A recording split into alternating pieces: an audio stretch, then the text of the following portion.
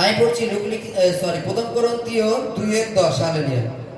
কারণ আমাদের কাছে ঈশ্বর তার আত্মা দ্বারা তা প্রকাশ করিয়াছেন, কেননা আত্মা সকলই অনুসন্ধান করেন, ঈশ্বরের গভীর বিষয় সকল অনুসন্ধান করেন। কারণ মনুষ্যের বিষয়গুলি মনুষ্যের মধ্যে কে জানে? কেবল মনুষ্যের অন্তরস্থ আত্মা জানে। তেমনি ঈশ্বরের বিষয়গুলি কে জানে? কেবল ঈশ্বরের আত্মা জানে। Hallelujah, hallelujah. মনুষ্যের আত্মা আর ঈশ্বরের আত্মা দুটো দুই রকম, জানো? হালেলুয়া।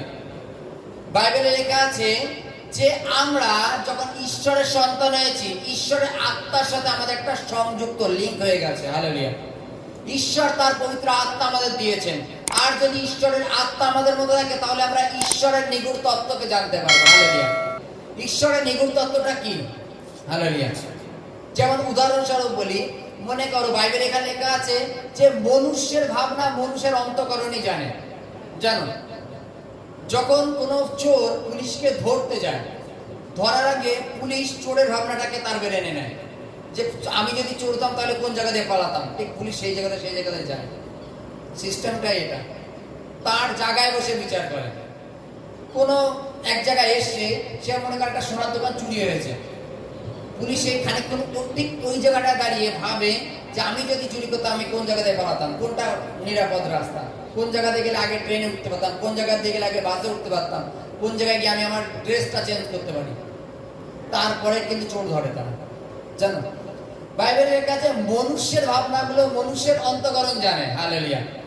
কিন্তু ঈশ্বরের ভাবনা কে জানে? ঈশ্বরের আত্মা জানে। আর তিনি আমাদের ঈশ্বরের পবিত্র আত্মা দিয়েছেন, ফলে ঈশ্বরের নিগুড় তত্ত্ব জানবার অধিকার আমাদের আছে। হালেলুয়া।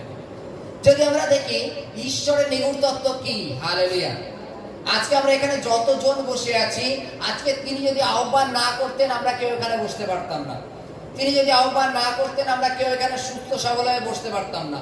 তিনি যদি আহ্বান না করতেন আমরা মনোযোগ দিয়ে সুসমাচার শুনতে পারতাম না। হালেলুয়া। এবার তার ইচ্ছা কি? আজকে কেন তোমরা এখানে এসছো? হালেলুয়া।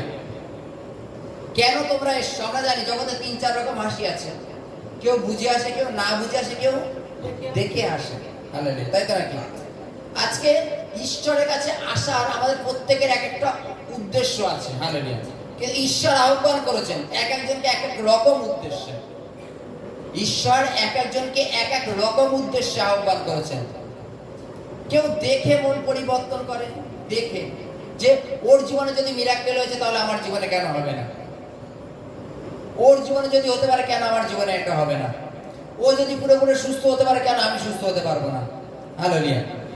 আর কেউ কেউ মনে করো রোগ ব্যাধি সমস্যা নিয়ে আসে, আর কেউ কেউ ঈশ্বর তাকে নিয়ে আসেন তার রাজ্যের জন্য।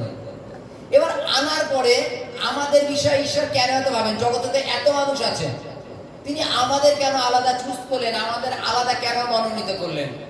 তিনি আলাদা মনোনীত করলেন যেন আমরা স্বর্গের রাজ্যের অধিকারী হই, আমরা যেন ঈশ্বরের প্রীতির পাত্র হই, আমরা যেন ঈশ্বরের সহিত স্বর্গের রাজ্যে থাকতে পারি। এগুলো ঈশ্বর সদর ইচ্ছা। এই ভাবনাগুলো আমাদের মধ্যে কখন আসে জানো? যখন আমাদের মধ্যে পবিত্র আত্মা আসে। যখন আমাদের মধ্যে পবিত্র আত্মা থাকে, পবিত্র আত্মা আমাদের পবিত্র ভাবনাটা নিগুড় তত্ত্ব বলে। হালেলুয়া। স্বর্গীয় রাজ্যের ভাবনাটা আমাদের জ্ঞাত করে কে? পবিত্র আত্মা। যেমন উদাহরণ, আমরা যদি জগতে রই, জগতের ভাবনা নিয়ে চলে, মানে এটা জগতের যদি হয় জগতের ভাবনা। কোন এক মনে করো উদাহরণস্বরূপ কোন একটা নেশাখোর ব্যক্তি যখন সে টবাদের মুখে যাবে, সে দেখবে তার পাড়ার থেকে আরেকজন লোক টবাদের ভিতরে বেরোচ্ছে, সে গ্যারান্টি যে ভিতরে গেছিল খেয়ে দিয়ে বেরোচ্ছে 10 টাকা। তার ভাবনা সে জানে যে কোন জায়গায় গেছে বা কোন জায়গাতে বেরোচ্ছে। মানুষের নিগুড় তত্ত্ব মানুষ বোঝে, যারা জাগতিক ভাবনা চলে। কিন্তু যারা তাদের মধ্যে ঈশ্বরের আত্মা আছে, তারা ঈশ্বরের নিগুড় তত্ত্বগুলো জানে যে ঈশ্বর কেন আমাদের মনোনীত করেছে, ঈশ্বর আমাদের আহ্বান করার উদ্দেশ্য কি, তিনি আমাদের থেকে কি চান, আমরা কিভাবে তাকে ধন্যবাদ দেবো, আমরা কি করে আমরা ঈশ্বরের যে ব্যবহার হতে পারবো। যেমন উদাহরণস্বরূপ মনে করো কোনো এক ব্যক্তি বাড়ির থেকে কোথাও বেড়াতে যাবে বা ঘুরতে যাবে, প্রভুর ব্যক্তি মানে যে প্রভুকে মানে বিশ্বাস করে, সে কোন এক ব্যক্তি মনে করো উদাহরণ 5টা যায় মনে করো সকাল 7টার সময়, সে কোনো কারণবশত বাড়িতে লেট হয়ে যাওয়ার জন্য সে সেখানে 7:30টার সময় গিয়ে পৌঁছেছে এবং সে গিয়ে দেখছে বাসটা বেরিয়ে গেছে। সে যদি প্রভুর ব্যক্তি হয়, সে ওখানে দাঁড়িয়ে বলবে, ঈশ্বর তোমার ধন্যবাদ, তোমার ইচ্ছা সিদ্ধি হোক।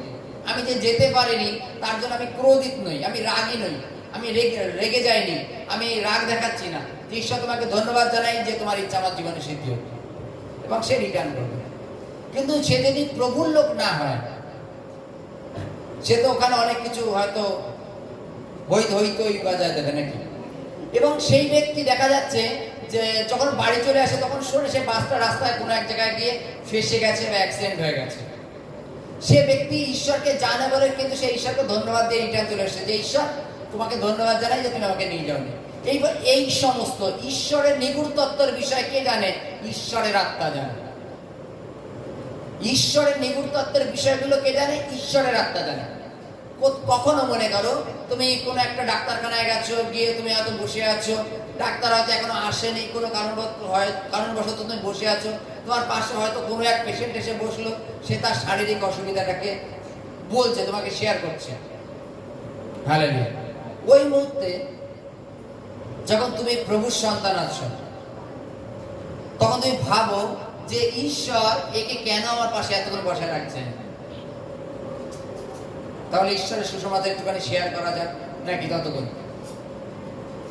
এই ভাবনাটা কখন আসবে তোমার মধ্যে জানো? যখন তোমার মধ্যে পবিত্র আত্মা থাকবে। যখন পবিত্র আত্মার ভাবনা তোমার মধ্যে থাকবে, তখন এই ভাবনাগুলো তোমার মধ্যে আসবে।